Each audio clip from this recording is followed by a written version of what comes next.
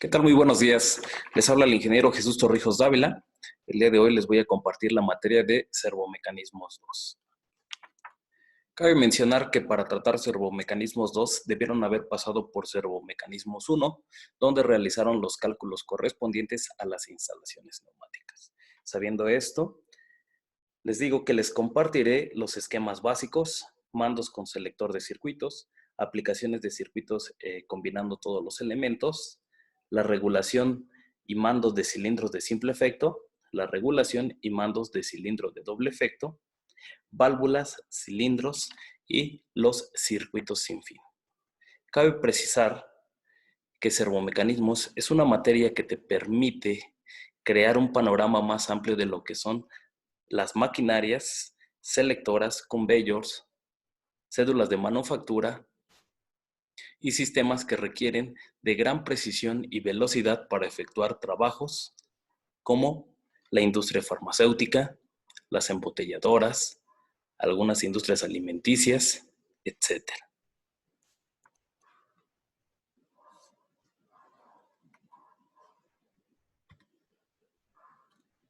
¿Qué es la neumática?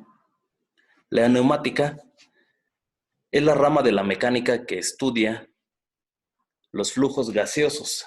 Dicho de otro modo, es una tecnología que emplea el aire comprimido como un modo de transmisión de la energía necesaria para mover y hacer funcionar mecanismos. En general, es aquella que emplea el aire a presión como principal fuente de energía. ¿Cuál es la diferencia que existe entre la neumática y la hidráulica? El aspecto fundamental para diferenciar ambos conceptos es el flujo de trabajo, el cual en la neumática es el aire a presión y en la hidráulica es el aceite a presión. Esa es la principal diferencia que existe entre un sistema neumático y un sistema hidráulico. ¿Cuáles son las ventajas y desventajas que tienen los sistemas neumáticos? Ventajas.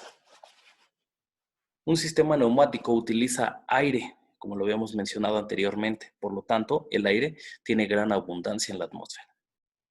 Es de mínima contaminación, ya que solo este se comprime. No se le realiza ninguna otra modificación, ni se mezcla con alguna otra sustancia. Rapidez. Es rápido para efectuar diversos trabajos. Dimensión. Su dimensión es muy pequeña, muy compacta y muy viable para crear diferentes mecanismos. Su costo es muy bajo, tiene diferentes aplicaciones de precisión y su costo de mantenimiento es mínimo, ya que solo se cambian empaques y se ajustan conectores. ¿Cuáles son sus desventajas? Pues que genera ruido cuando es emitido a la atmósfera.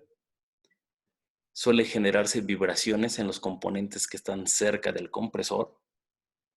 Las fugas muchas veces no pueden contenerse o son muy variadas. Tienen una fuerza reducida o limitada. Se requiere de un cálculo de instalaciones para poner la unidad de presión adecuada. No se puede usar en trabajo pesado y no se puede usar en atmósferas con partículas en suspensión, como lo es la industria cementera, ya que las partículas del cemento son muy pequeñas, suelen introducirse al sistema y generar lo que comúnmente conocemos como lodo o cochambre, el cual se adhiere a los elementos móviles, llámese válvulas y pistones, generando que a la larga tarden más en moverse y con ello un desajuste en todo el sistema. Esquemas básicos. ¿Qué es un esquema básico? Es la representación gráfica de un circuito neumático con todos sus componentes. Eso es un esquema básico. En general, hablamos de la simbología que representa a un circuito básico. ¿Cuáles son los componentes de un esquema básico o un circuito básico neumático? Tenemos en primera instancia el compresor, el cual nos va a permitir generar la presión o compresión del aire para ser transferida a un acumulador o depósito.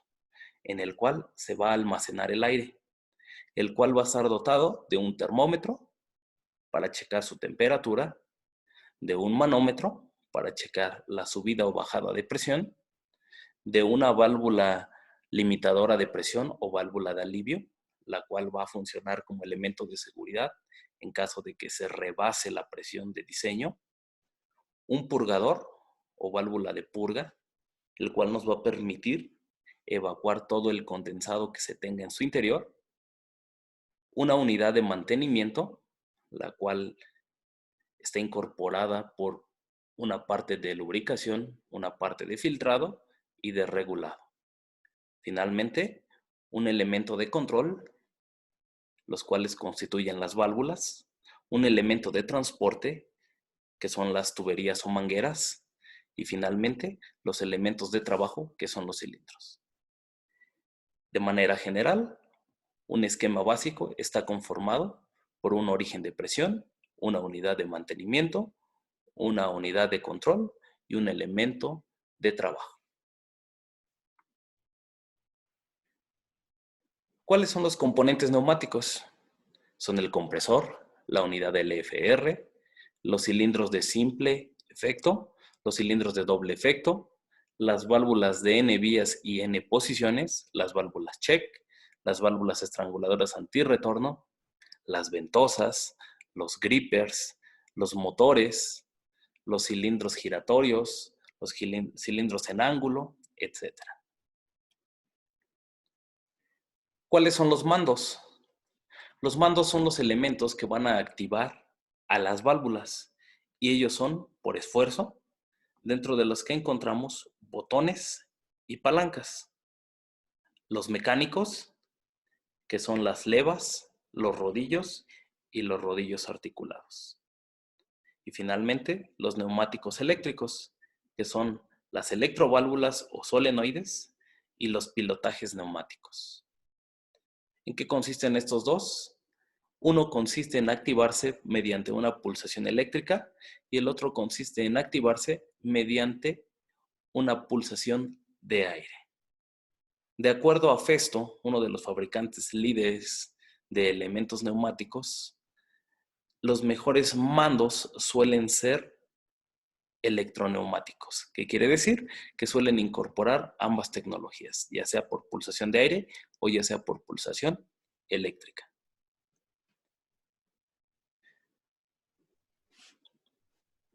Mando de un cilindro de simple efecto. ¿Cómo vamos a efectuar el mando de un cilindro de simple efecto?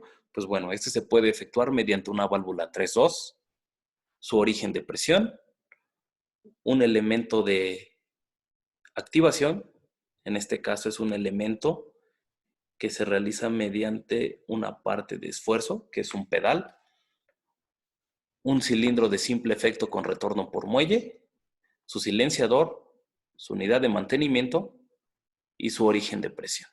¿Cuáles son esos componentes? Son estos. Este es el origen de presión, la unidad de mantenimiento compacta, la válvula 3-2, el accionamiento por pedal, el silenciador, el retorno o muelle, la válvula estranguladora y el cilindro de simple efecto con retorno por muelle. Este tipo de elementos son básicos para efectuar operaciones simples como de tapado o de perforado o simplemente de sujeción. Mando de un cilindro de doble efecto. Para controlar un cilindro de doble efecto, basta con cambiar la válvula de 3-2 a 5-2. Este tipo de válvulas te permiten controlar tanto la salida como la entrada del pistón. En este caso, se está activando mediante un botón y está regresando mediante un resorte. ¿Cuál va a ser el funcionamiento de este circuito? Pues que cuando se pulse el botón, el cilindro salga y cuando se suelte, el cilindro regrese.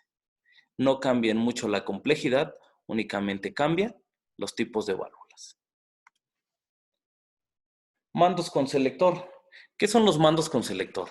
Esto responde a la segunda unidad, la cual nos dice que para algunas aplicaciones es necesario seleccionar las operaciones que tengan que efectuar los cilindros. Nosotros podemos condicionar operaciones mediante válvulas de simultaneidad o válvulas OR. Asimismo, podemos accionar por pilotajes o podemos accionar por pulsadores. En el caso de este circuito, vamos a accionar cuando ese y este botón estén activados y vamos a hacer que regrese cuando se presione el primer botón o simplemente cuando se activen o desactiven esos dos botones, el circuito dejará de funcionar. ¿Por qué con selector? Porque estamos seleccionando operaciones. Regulación de la velocidad de un cilindro de simple efecto. Para regular la velocidad de un cilindro de simple efecto basta con incorporar una válvula estranguladora o una válvula check, la cual nos va a permitir regular lo que es la salida, y si la invertimos y la volteamos, vamos a permitir que el flujo sea muy leve a la entrada. O sea, que podemos regular tanto la salida como la entrada simplemente invirtiendo la conexión de dicha válvula. Regulación de la velocidad de un cilindro de doble efecto. Para regular la velocidad de un cilindro de doble efecto, incorporamos dos válvulas estranguladoras antirretorno, las cuales nos van a permitir regular la salida de aire y el regreso del aire. ¿Qué quiere decir? Que podemos regular su salida para que sea suave y asimismo que su entrada sea suave, lo cual nos permite realizar operaciones minuciosas y de gran cuidado. Finalmente llegamos a lo que es la aplicación de circuitos combinando todos los elementos.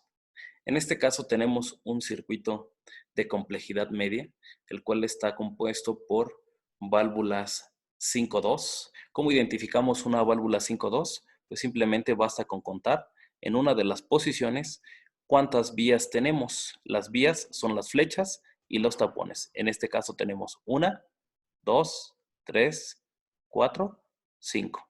Son 5 vías, 2 posiciones. El tipo de accionamiento es por rodillo. Ambas válvulas son accionadas por rodillo.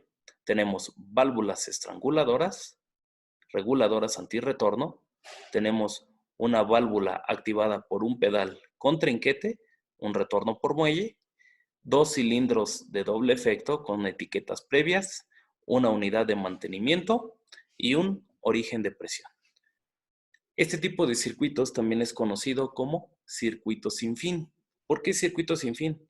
Porque el circuito comenzará a funcionar cuando se presione el pedal, comenzando con la salida del cilindro 1, cuando llega a su máxima salida, activa el cilindro 2, cuando llega a la totalidad de su carrera, activa 4, regresa el cilindro 1 y cuando regresa el accionamiento para que el cilindro 2 regrese. Y lo va a estar ejecutando indefinidamente. ¿Quién va a definir cuándo termina? Pues cuando se vuelva a presionar el pedal, derivado de un trinquete, el cual deja enclavado el sistema para que éste esté funcionando simultáneamente sin detenerse, únicamente mediante marcas de accionamiento. En general, estas 3 unidades nos van a permitir que tanto con los esquemas básicos, los mandos con selector de circuito y las aplicaciones de circuitos combinando todos los elementos, a que nosotros podamos realizar simulaciones en software, que podamos ver cómo se incorporan los PLCs y además ver en qué otras áreas de trabajo podemos incorporar estos mandos, estos circuitos y estas formas de control, como lo pueden ser en componentes hidráulicos, en componentes robóticos y en sistemas mecatrónicos. En general, estas 3 unidades son básicas para iniciar el desarrollo, simulación y programación de sistemas complejos llamados electroneumáticos, los cuales van a funcionar mediante los PLCs.